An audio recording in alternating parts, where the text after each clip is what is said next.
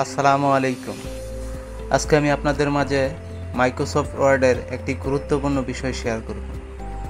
আমরা যারা মাইক্রোসফট ওয়ার্ডে প্রশ্ন টাইপ করি তাদের জন্য এটি হবে এক প্রকার কম সময়ে দ্বিগুণ কাজ করার একটি জাদুকরী মন্ত্র। বিষয়টি হয়তো অনেকে জানেন, যারা জানেন তারা ভিডিওটি স্কিপ করতে পারেন, আর যারা না জানেন তারা ভিডিওটি শুরু থেকে শেষ পর্যন্ত দেখে নিতে পারেন।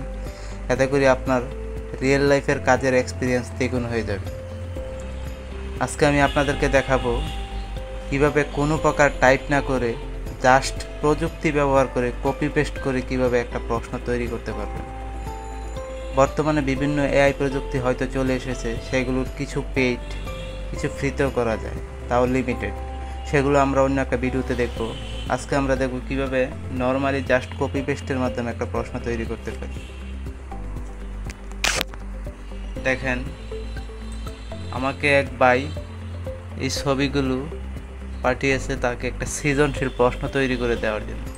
দেখেন, আমি যদি ছবিগুলো আপনাকে দেখাই, দেখেন এইগুলো জাস্ট একটা ইমেজ।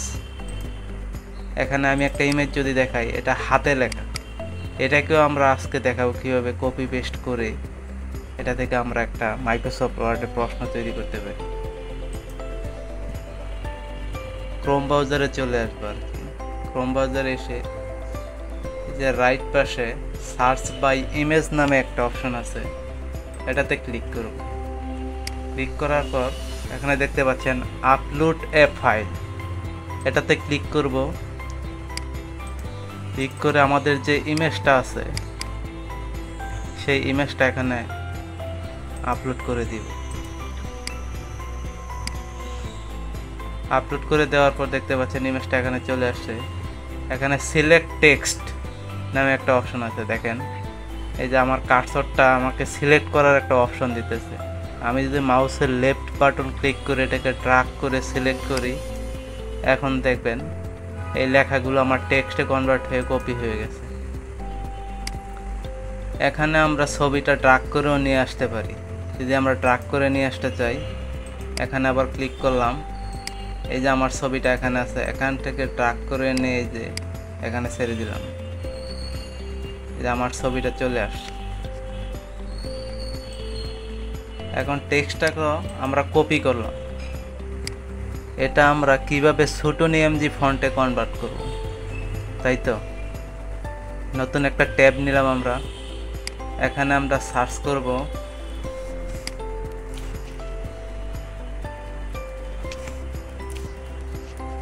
Bangla converter XYZ।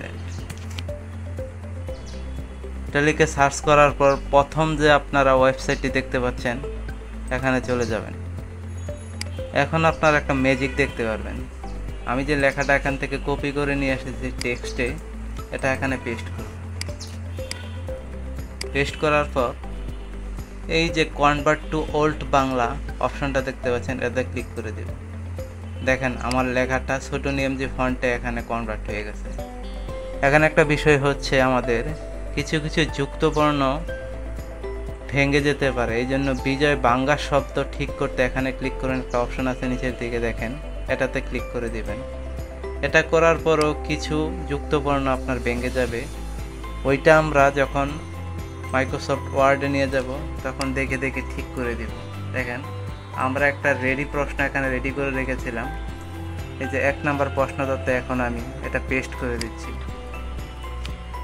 দেখেন কত দ্রুত আমাদের প্রশ্ন তৈরি হয়ে যাচ্ছে। আপনারা জাস্ট দেখেন।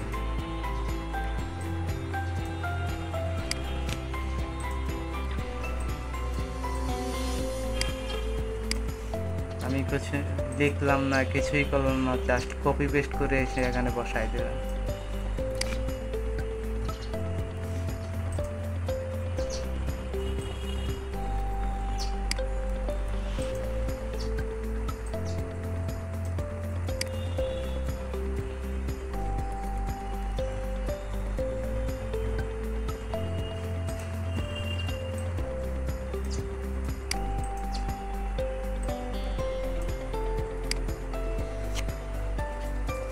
দেখেন, আমার একটা সৃজনশীল প্রশ্ন তৈরি হয়ে গেছে। কত সেকেন্ড লাগলো? সর্বোচ্চ 1 মিনিট বা 2 মিনিট। আরেকটা প্রশ্ন আমি আপনাদেরকে তৈরি করে দেখাই, এটা ক্লিয়ার করে নিই।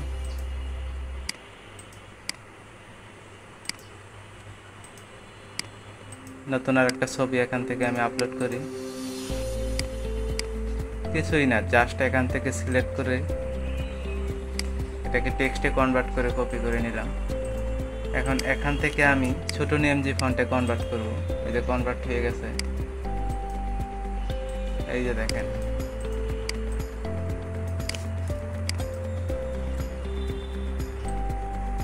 আমি 2 নম্বর সৃজনশীল প্রশ্ন তৈরি করতেছি।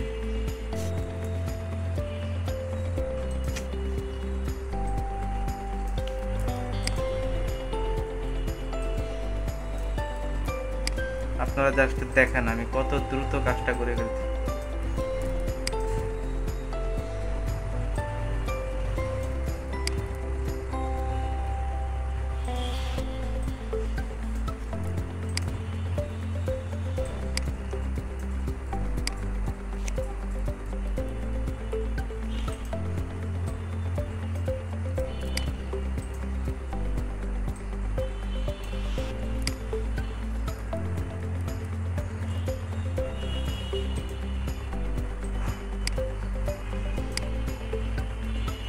দেখেন 2 নম্বর সৃজনশীল প্রশ্ন আমার তৈরি হয়ে গেছে। সর্বোচ্চ 1 থেকে 2 মিনিট লাগছে। এটা যদি আমরা হাতে টাইপ করতাম তাহলে সর্বোচ্চ 10 মিনিট লাগতো।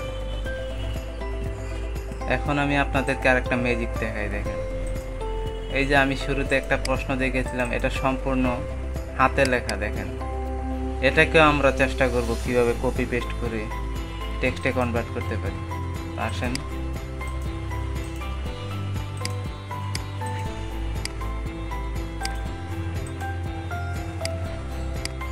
এই দেখেন হাতে লেখা ছবিটাকে আমরা এখানে আপলোড করে দিলাম। এখন এটা থেকে দেখি কপি করে আমাদেরকে ফন্টে কনভার্ট করতে পারি কিনা।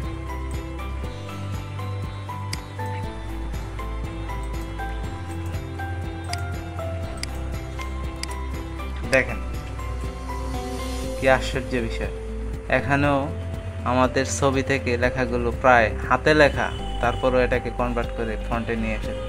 এটা অবশ্যই অ্যাকুরেটলি হয় না, তারপরও কাছাকাছি যায় আর কি। এভাবে আপনারা খুবই সহজে বাংলা ইংরেজি প্রশ্ন টাইপ করতে পারবেন। আশা করি সকলে বুঝতে পেরেছেন। ভিডিওটি লাইক কমেন্ট শেয়ার করে পাশেই থাকবেন। আশা করি পরবর্তী ভিডিওতে নতুন নতুন কিছু আপনাদের কাছে শেয়ার করব। সেই পর্যন্ত সাথেই থাকুন। ধন্যবাদ। আসসালামু আলাইকুম।